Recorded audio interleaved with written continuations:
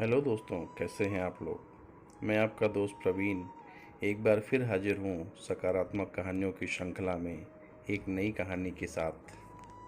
दोस्तों, यह घटना और प्रसंग रामायण से है और इस प्रसंग में वर्णन किया गया है भगवान श्री राम के प्रति हनुमान जी की भक्ति का। तो बात उस समय की है जब महायुद्ध समाप्त हो चुका था। जगत को त्राहि ताहि करा देने वाला रावण अपने कुटुंब सहित नष्ट हो चुका था। कौशलाधीश राम के नेतृत्व में चारों तरफ शांति थी। राम का राज्याभिषेक हुआ। राजा राम ने सभी वानर और राक्षस मित्रों को ससम्मान विदा किया। अंगद को विदा करते समय भगवान राम रो पड़े थे। हनुमान को विदा करने की शक्ति तो श्री राम में भी नहीं थी। माता सीता भी उन्हें पुत्रवत मानती थी। हनुमान अयोध्या में ही रह गए। राम दिन भर दरबार में शासन व्यवस्था में व्यस्त रहे। संध्या जब शासकीय कार्यों से छूट मिली तो गुरु और माताओं का कुशल क्षेम पूछ अपने कक्ष में आए। हनुमान उनके पीछे पीछे ही थे। राम के निजी कक्ष में उनके सारे अनुज अपनी पत्नियों के साथ उपस्थित थे। वनवास, युद्ध और फिर अनंत औपचारिकताओं के पश्चात यह प्रथम अवसर था जब पूरा परिवार एक साथ उपस्थित था। राम, सीता और लक्ष्मण को तो नहीं, कदाचित अन्य वधुओं को एक बाहरी अर्थात हनुमान जी का वहां होना अनुचित प्रतीत हो रहा था। क्योंकि शत्रुघ्न सबसे छोटे थे, अतः वे ही अपनी भाभीियों और अपनी पत्नी की इच्छा पूर्ति हेतु संकेतों में हनुमान को कच्छ से बाहर जाने के लिए कह रहे थे। पर आश्चर्य की बात यह है कि हनुमान जैसा ज्ञाता भी यह मामूली संकेत समझने में असमर्थ हो रहा था। उनकी उपस्थिति में बहुत देर तक सारे परिवार ने जी भर बातें की। फिर भरत को ध्यान आया कि भैया भाभी को एकांत मिलना चाहिए। उर्मिला को देख उनके मन में हूक उठती थी। इस पतिव्रता को भी अपने पति का साथ चाहिए। अतः उन्होंने राम से आज्ञा ली और सबको जाकर विश्राम करने की सलाह दी।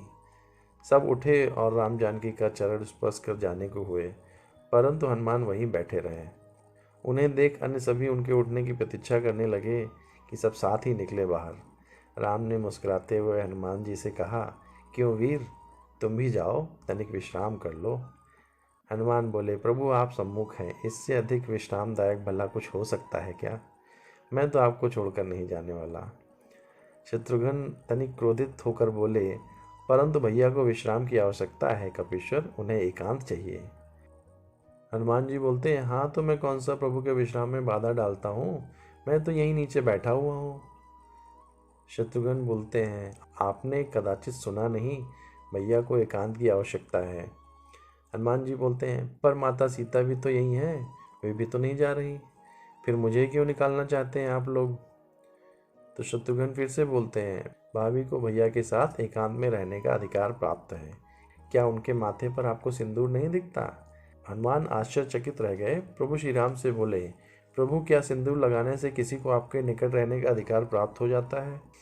राम मुस्कुराते हुए बोले, अवश्य, यह तो सनातन प्रथा है हनुमान। यह सुन हनुमान तनिक मायूस होते हुए उठे और राम जानकी को प्रणाम कर बाहर चले गए। प्रातः भगवान श्री राम का दरबार लगा था। साधारण औपचारिक कार्य हो रहे थे कि नगर के प्रतिष्ठित व्यापारी न्याय मांगते हुए दरबार में उपस्थित हुए। ज्ञात हुआ कि पूरी अयोध्या में रात भर व्यापारियों के भंडारों को तोड़ तोड़कर हनुमान जी उत्पात मचाते रहे थे। राम ने यह सब सुना और सैनिकों को आदेश दिया कि हनुमान जी को राज्यसभा में उपस्थित किया जाए। राम जी की आज्ञा का पालन करते सभी सैनिक अभी निकले ही थे कि केसरिया रंग में रंगे पुते हनुमान जी अपनी चौड़ी मुस्कान और हाथी जैसी मस्त चाल से चलते हुए सभा में उपस्थित हुए। उनका पूरा शरीर सिंदूर से पटा हुआ था। एक एक पग धरने पर उनके शरीर से एक एक सेर सिंदूर भूमि पर गिर जाता। उनके पीछे पीछे सिंदूर भी उड़ रहा था। राम के निकट आकर उन्होंने प्रणाम किया। अभी तक सन्न होकर देखती सभा एकाएक जोर से हंसने लगी। अपनी हंसी रोकते हुए सौमित्र लक्ष्मण बोले, यह क्या किया कपिश्रेष्ठ, यह सिंदूर से स्नान क्यों, क्या यह वानरों की कोई प्रथा है। हनुमान जी प्रफुल्लित स्वर में बोले, अरे नहीं भैया, यह तो आर्यों की प्रथा है। मुझे कल ही पता चला कि अगर एक चुटकी सिंदूर लगा लो तो प्रभु श्री राम के निकट रहने का अधिकार मिल जाता है, तो मैंने सारी अयोध्या का सिंदूर लगा लिया। क्यों प्रभु, अब तो कोई मुझे आपसे दूर नहीं कर पाएगा ना। सारी सभा हंस रही थी और भरत हाथ जोड़े अश्रु बहा रहे थे। यह देखकर शत्रुघ्न बोले, भैया सब हंस रहे हैं और आप रो क्यों रहे हैं, क्या हुआ? भरत स्वयं को संभालते हुए बोले, अनुज तुम देख नहीं रहे, वानरों का एक श्रेष्ठ नेता, वानर राज का सबसे विद्वान मंत्री, कदाचित संपूर्ण मानव जाति का सर्वश्रेष्ठ वीर, सभी सिद्धियों सभी निधियों का स्वामी, वेद पारंगत, शास्त्र मर्मज्ञ, यह कपिश्रेष्ठ अपना सारा गर्व सारा ज्ञान भूल कैसे राम भक्ति में लीन है।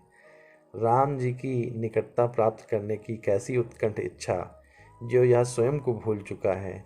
ऐसी भक्ति का वरदान कदाचित ब्रह्मा जी भी किसी को ना दे पाएं।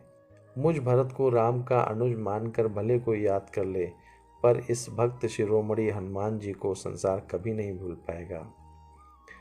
हनुमान जी को बारंबार प्रणाम। तो दोस्तों, यह प्रसंग आपको कैसा लगा, आप कमेंट के माध्यम से अवश्य बताएं। और ऐसी ही कहानियों के लिए चैनल को प्लीज़ सब्सक्राइब करें और वीडियो को लाइक करें। और अगर आप चाहें तो अपनों के साथ भी शेयर करें। धन्यवाद।